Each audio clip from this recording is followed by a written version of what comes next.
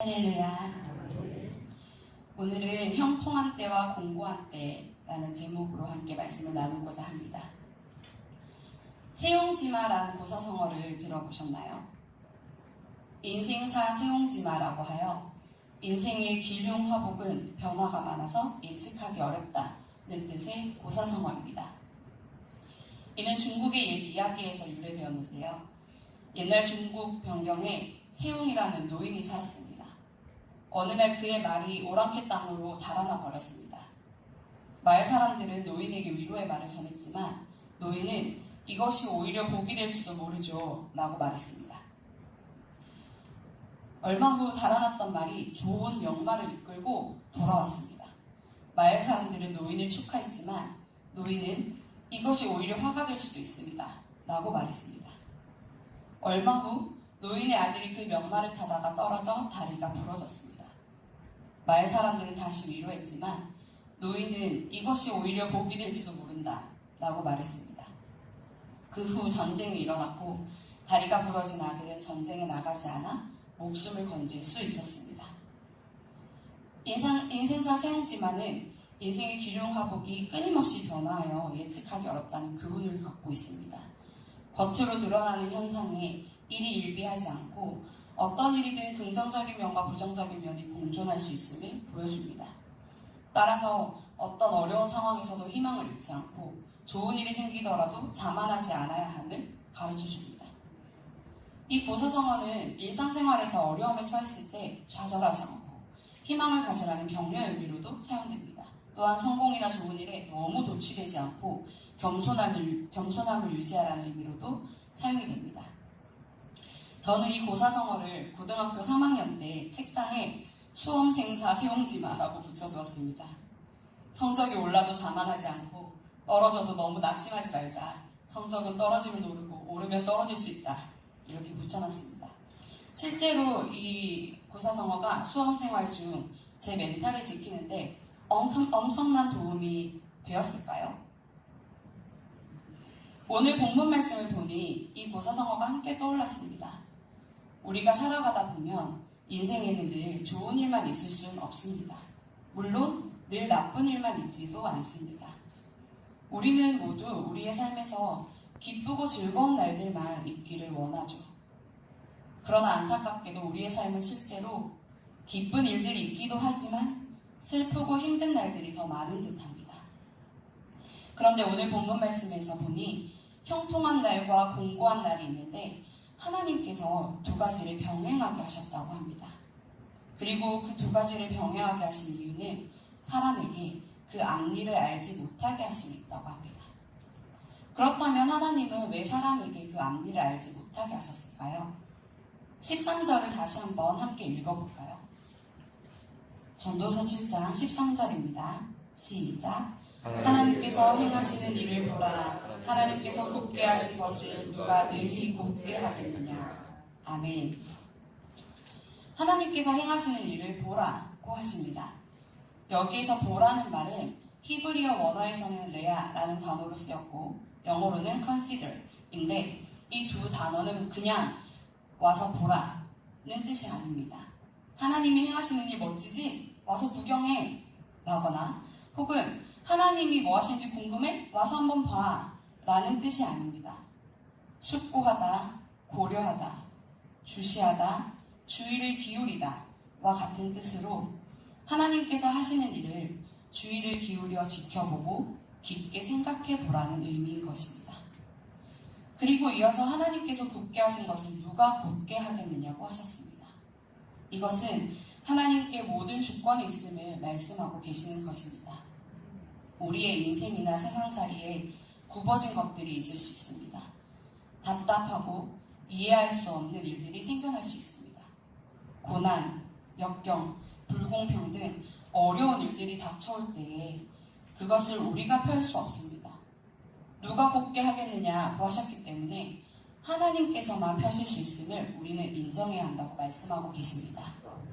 그런데 그것을 잘 보라고 하십니다. 하나님께서 굽게 하신 일이 얼마나 굽었는지, 얼마나 나를 힘들게 하는지 보라는 것이 아니라 그 굽게 하신 일 안에서 하나님께서 어떤 계획을 가지고 어떻게 일하시는지, 어떤 목적으로 일을 행하고 계시는지 주의를 기울여 지켜보고 깊게 생각해 보라는 것입니다. 혹시 그 굽어진 일이 우리의 이성과 감정으로는 이해되지 않더라도 하나님의 주권을 인정하고 하나님께서 허락하시고 계획하신 그 일들을 깊게 묵상해 보아야 합니다. 이 말씀은 14절 하반절의 말씀, 사람이 그의 장래일을 능히 헤아려 알지 못하게 하심과 같은 목적을 가지고 있습니다. 하나님께서는 형통한 날과 공고한 날을 병행하여 우리에게 허락하심으로 우리가 스스로 미래를 예측하거나 완벽히 이해할 수 없게 하셨습니다. 그러므로 형통함과 공고함이 반복되는 인생살이를 통해 우리는 하나님만을 의지하고 겸손하게 살 수밖에 없게 하시는 것입니다. 그러니 우리는 먼저 우리 인생의 모든 주권이 하나님께 있음을 인정하고 다음에 말씀을 보아야 합니다. 하나님께서는 우리에게 형통한 날에는 기뻐하고 공고한 날에는 되돌아보라고 말씀하십니다. 우리는 삶의 주인이 하나님이심을 말로는 고백하면서도 우리에게 닥쳐온 모든 일들 가운데 원인을 나에게서 찾을 때가 대부분입니다. 형통한 날에는 내가 역시 기도를 열심히 했더니 하나님께서 이렇게 형통하게 하시는구나. 내가 헌금을 많이 했더니, 교회 봉사를 많이 했더니 하나님께서 갚아주시는구나 하고 생각하기가 쉽습니다. 또한 공고한 날에는 내가 뭘 잘못했길래? 내가 무슨 죄를 지었길래? 나 또 하나님 앞에서 무슨 잘못을 했지? 왜 내게 이런 고난을 주시는 걸까? 이렇게 생각하기가 너무나도 쉽습니다. 하나님께서 형통한 날에는 네가 잘한 일을 떠올리며 기뻐하고 공고한 날에는 네가 잘못한 일들을 되돌아보라고 이렇게 말씀하신 것일까요? 우리는 자꾸 우리에게 일어난 사건에 주목합니다. 지난주에 저희 아버지께서 녹내장 때문에 병원을 다녀오셔서 저한테 전화를 주셨는데요. 사실 저희 어머니께서 이미 시력을 잃으셨기에 저희 아빠가 혼자서 어머니를 케어하고 계시거든요. 엄마 혼자서는 아무것도 할 수 없는 상황이라 아빠마저 이제 건강을 잃으시면 저희가 어떻게 손쓸 도리가 없는 상황입니다. 그런데 아빠가 지난주에 녹내장으로 머리가 너무 아프고 눈이 빠질 듯이 아파서 병원에 갔더니 왼쪽 눈에 이미 시력을 잃으셨어요. 그래서 앞을 오른쪽 눈에만 의지해서 봐야 하는 상황이 되셨습니다. 잘 몰랐는데 녹내장으로 그렇게 시력을 잃으면 안압이 아무리 정상으로 돌아와도 시력이 회복되지는 않는다고 하더라고요. 그래서 이제 가족들 간에 마음이 아프고 함께 기도하자 해서 이제 기도를 하고 있지만 여러 가지로 마음이 어려웠던 지난주였습니다. 근데 아빠가 그렇게 말씀하시더라고요. 내가 정광훈 목사 설교를 듣고 자꾸 유튜브로 가짜뉴스를 봤더니 하나님이 나한테 벌을 주시는 것 같아 라고 하시는 거예요. 저는 사실 아무 말도 하지 않았습니다. 아빠가 그렇게라도 생각해서 그 가짜뉴스를 그만 보셨으면 했거든요. 반성을 하고 하나님 앞에 회개를 하는 것은 매우 중요하다고 생각합니다. 그러나 우리는 그때와 사건 너머에 계신 하나님을 보아야 합니다. 그리고 그 하나님을 볼 수 있기 위해서 우리는 하나님을 더욱 잘 알아야 합니다. 말씀 속에서 하나님께서 하신 일들을 보아야 합니다. 하나님께서 어떤 목적을 가지고 일하시는지, 어떤 방식으로 일을 하시는지, 하나님이 도대체 어떤 분이신지 우리는 알아야만 합니다. 하나님은 어떤 분이신가요? 하나님은 절대적으로 선하신 분이십니다. 하나님은 우리의 잘못과 우리의 착함에 형통함과 공고함을 주셨다 말았다 하시는 분이 아니십니다. 하나님의 영광을 위하여, 또 복음을 위하여, 우리의 구원을 위하여 일하십니다. 믿음의 사람들을 통해 또 하나님만을 의지하고 사랑하며 사모하는 자들을 통해 하나님의 뜻을 이루기 위해 일하십니다. 그리고 그 하나님의 뜻은 구원의 문제이지 우리를 시시각각 상 주고 벌 주는데 그 뜻이 있음이 아님을 우리는 알아야 합니다. 아는 만큼 보인다는 말이 있습니다. 우리가 하나님을 더욱 알아가며 내게 오는 이 공고한 때가 무엇을 의미하는지, 형통한 때는 무엇을 의미하는지 우리는 알 수 있습니다. 하나님은 우리를 사랑하십니다. 하나님이 하시는 모든 일은 선하며 의미와 목적이 없는 일은 없습니다. 하나님을 바르게 알 때에, 하나님께서 우리에게 주시는 형통한 때에 우리는 감사할 수 있습니다. 온전히 기뻐할 수 있습니다. 인생사 세용지마와 하나님께서 허락하신 삶은 그래서 다릅니다. 사람의 눈으로 인생사를 바라볼 때에는 형통한 때에 혹시 다음에 다가올 공고한 때를 생각하며 마냥 기뻐할 수 없고 일희일비할 수 없으나 우리는 하나님께서 허락하신 형통한 일들 가운데 온전히 감사와 기쁨으로 하나님께서 이 일을 통하여 이루어 가신 그 뜻을 생각하며 순종함으로 나아갈 수 있습니다.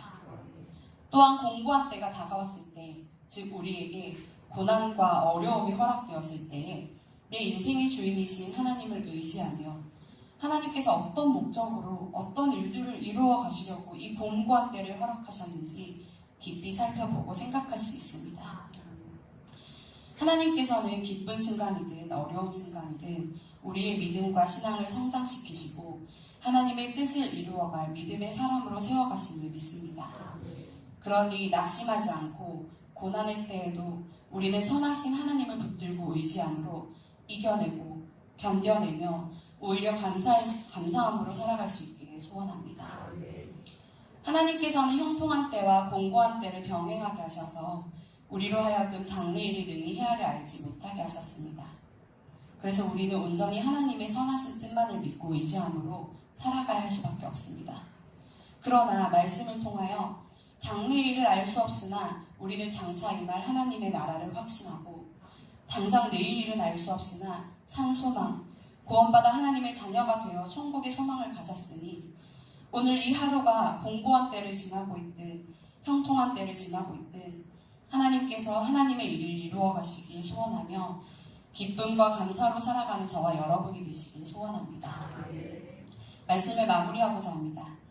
고3 수험생 때 저는 수험생사 세용지마로 멘탈 관리에 도움을 받았을까요? 사실 큰 도움이 되지 않았습니다. 오히려 좀 더 낙심이 되더라고요. 기쁜 순간을 오롯이 기뻐할 수 없고 힘들 때 쉽게 힘들다고 말하면 너무 철없어 보였기 때문에 모든 일이 별거 아닌 것처럼 여겨야 하는 것 같아서 오히려 인생이 의미가 없어 보이더라고요. 제가 그때 당시 가고 싶은 대학이 있었는데 그 대학을 마지막에 들어가긴 했습니다만 그 수험생 때 그 대학에서 시를 쓰는 대회를 열었어요. 전국 문학 경시 대회를 열었는데 제가 그 당시에 국어 선생님이 돼서 시를 쓰는 게 꿈이었거든요. 그래서 그 대회에 나갔어요. 다른 사람들은 다 시집을 갖고 와서 공부를 하는데 저만 빈손으로 간 거예요. 내게는 하나님이 주신 기가 막힌 시가 있지 하고 주기도문을 10번 정도 썼습니다. 그리고 대회를 나갔는데 전국에서 3등을 한 거예요. 은상을 받았습니다. 너무 신났어요. 그리고 수시를 내고 이거 내고 나니까 그 생각이 드는 거예요. 좋은 일이 있었으니 곧 나쁜 일이 올 수도 있다. 막 마음이 너무 두근거리고 집중이 안 되는 거예요. 너무너무 불안해하고 있을 때 떨어졌습니다. 그 상이 있으면 굉장히 좋은 점수를 받을 수 있고 특기로 들어갈 수 있다고 했거든요. 너무 낙심이 되는 거예요.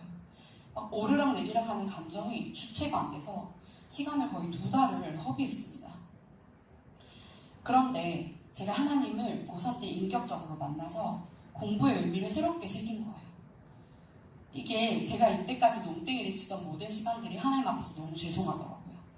내가 공부를 못해서 못하는 거면 괜찮은데 열심히 하지 않아서 못하는 거면 하나님의 영광을 가리는 일이 되지 않을까? 내가 친구들한테 나 따라 교회 가지 않을래? 했을 때 네가 믿는 하나님은 네 삶을 사는 그 정도밖에 되지 않는 거 아니냐. 네 인생이나 똑바로 살아라.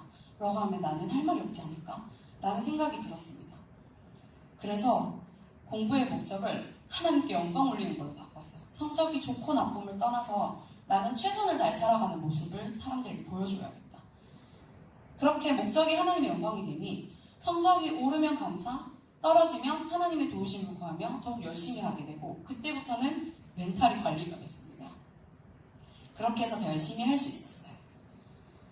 요즘 세대는 유리 멘탈입니다. 깨어지기 쉽고 너무나 쉽게 낙심하고 마음을 둘 데가 없어 힘들어합니다. 우리 어른인 우리들도 공부한 때를 만나면 너무나 어려운데 다음 세대들은 더합니다. 세상이 주는 가치관에서는 네가 네 인생의 주인공이라고 이야기합니다.